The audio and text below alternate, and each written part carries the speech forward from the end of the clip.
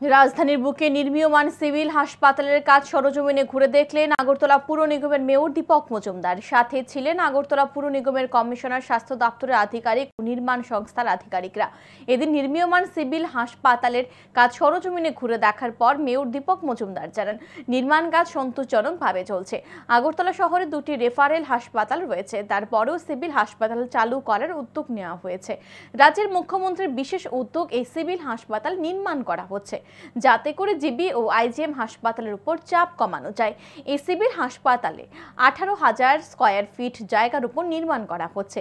তিনি আশা ব্যক্ত করেন, সবকিছু ঠিকঠাক থাকলে ডিসেম্বর মাসে সিভিল হাসপাতাল চালু করা যাবে।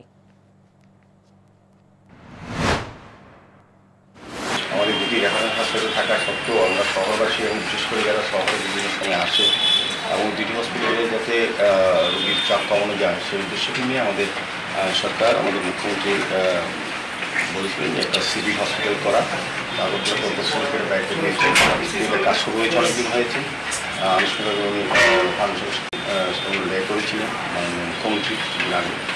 তো সেই মোতাবেক আমরা প্রায় ডিসেম্বর নাগাদ আমরা খুব সম্ভবত এটা শুরু করতে যাচ্ছি।